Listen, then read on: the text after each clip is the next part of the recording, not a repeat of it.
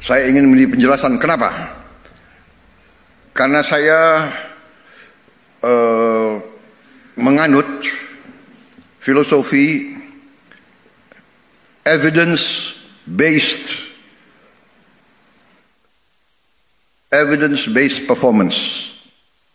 Jadi saya enggan bicara tanpa bukti nyata. Itu itu sifat saya. Jadi saya harus selalu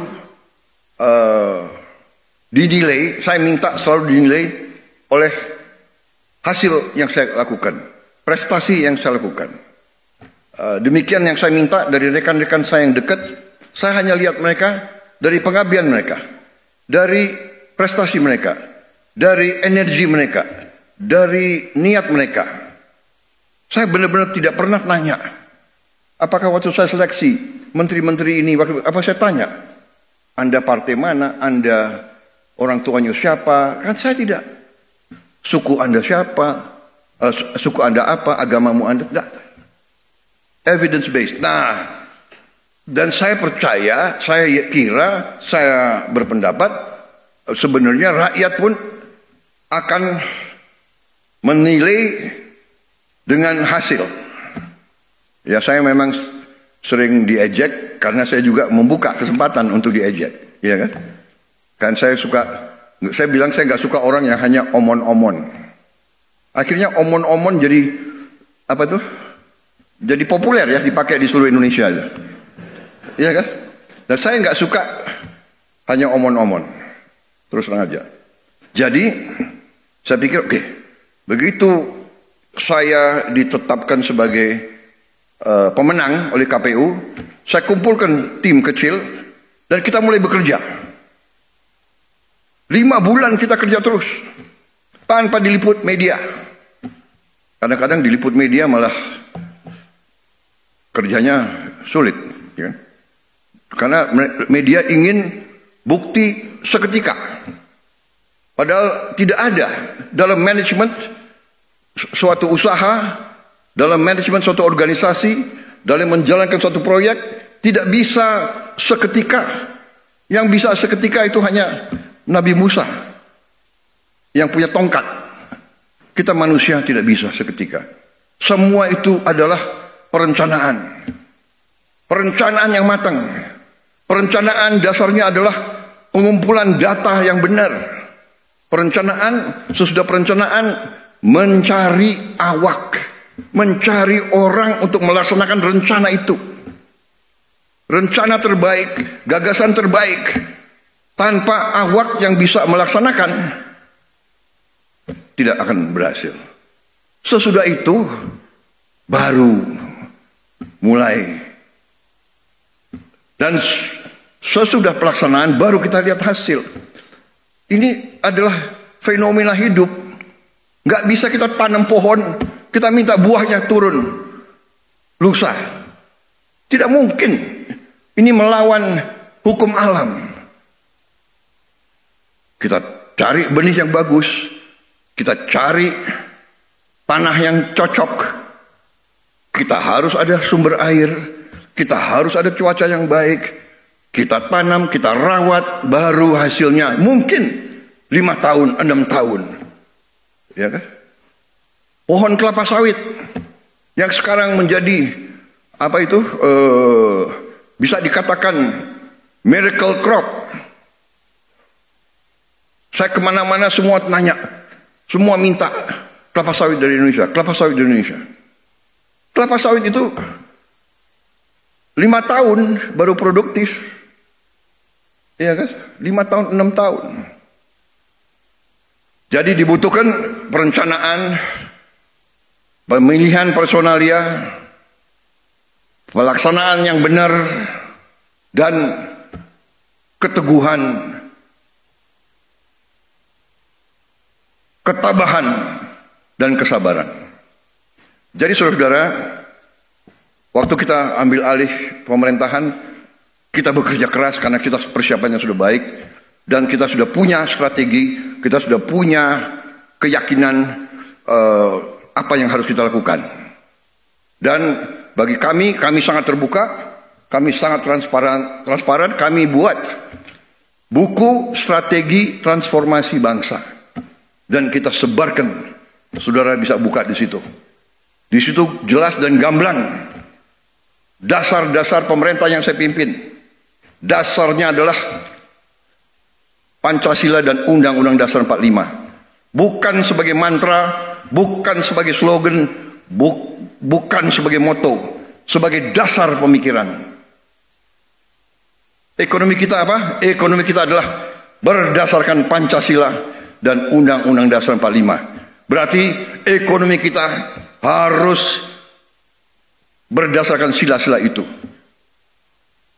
Berketuhanan harus mengandung persatuan Indonesia. Kita tidak mau pertumbuhan Indonesia bubar, tidak mau. Kita tidak mau menjual kekayaan kita dengan murah. Kita tidak mau menjual tanah kita kepada bangsa asing dengan murah. Semua tujuannya persatuan Indonesia, kemanusiaan. Kita tidak mau yang lemah ditinggal. Kita tidak mau yang miskin disuruh bersaing dengan yang kuat. Saudara-saudara, ini dasar kerakyatan dan terakhirnya tujuan kita keadilan sosial.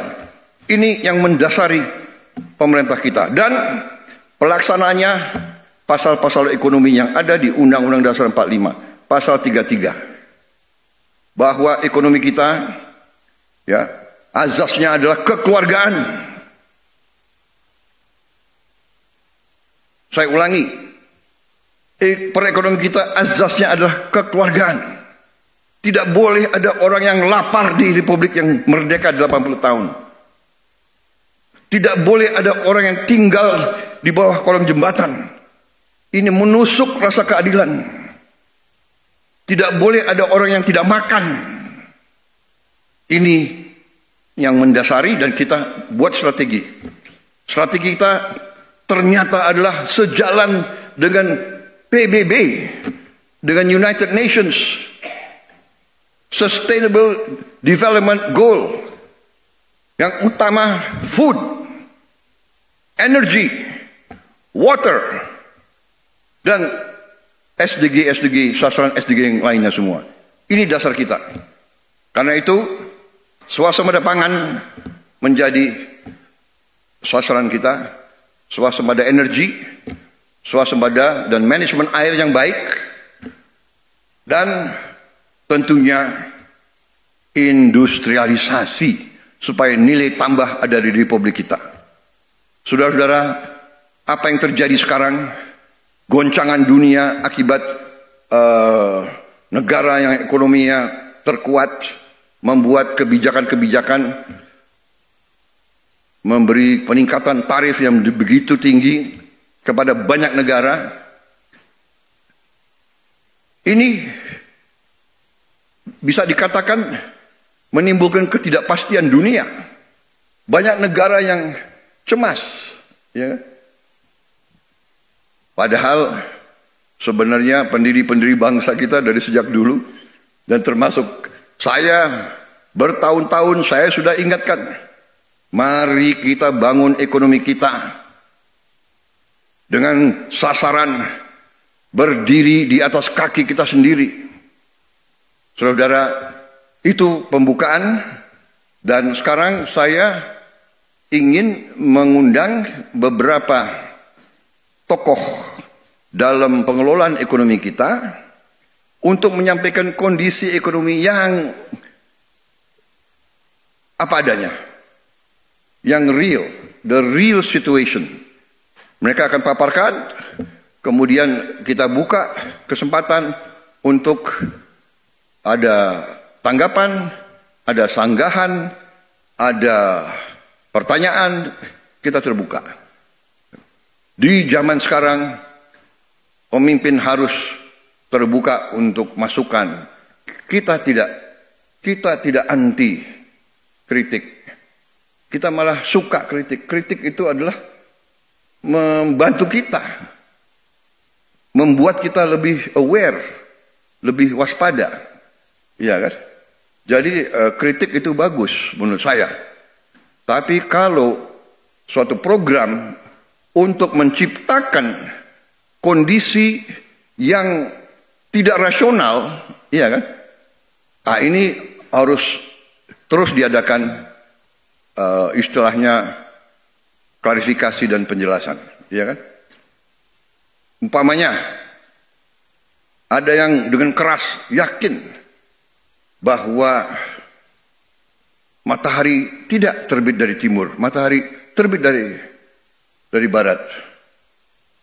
Karena dia ngomong 500 kali, 1000 kali matahari dari barat. Jangan-jangan ada sebagian rakyat kita yang percaya matahari terbit dari barat. Itu adalah ilmu propaganda. Itu ada di buku semua.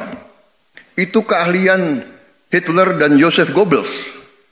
Kalau kebohongan diulangi berkali-kali dan terus-menerus, lama-lama orang percaya dengan kebohongan. Itu ada di buku The Art of Propaganda, ya kan? Dan itu kita pelajari, semua negara pelajari.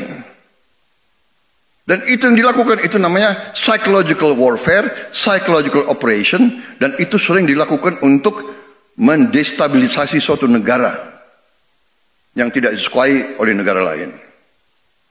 Jadi, saudara-saudara, ada lagi azas kedua dalam teorinya Joseph Goebbels. The bigger the lie, the easier people to believe. Jadi kebohongan yang lebih besar, mudah untuk orang percaya. Oh ya, jangan-jangan benar ya, ya kan? Jadi sekarang mudah, fake news, hoax itu mudah. Tapi kita tidak boleh istilahnya gerundel. Ini realita. Karena itu ya kita terbuka. Ya, sesuatu serangan kebohongan hanya bisa dihadapi dengan membuka diri, memberi penjelasan apa adanya, berdasarkan fakta, berdasarkan kenyataan, berdasarkan ilmu dan matematik. Ya kan? Kebohongan bisa diteruskan, tapi satu saat begitu kebohongan kelihatan, hilang kepercayaan dari orang. Nah itu, saudara-saudara. Jadi suatu rezim atau suatu organisasi atau suatu kelompok yang melancarkan sesuatu atas dasar kebohongan akan dipatahkan. Saya juga heran. Ya, ada orang yang mengatakan Indonesia gelap. Ya, saya kalau dia memang merasa gelap ya itu hak dia. Tapi kalau saya bangun pagi saya lihat Indonesia cerah. Iya kan? Kalau saya ketemu petani gembira. Harga pangan, peningkatan hasil mereka naik secara drastis. Produksi naik secara drastis. Kita potong semua regulasi yang nggak benar. Kita sederhanakan.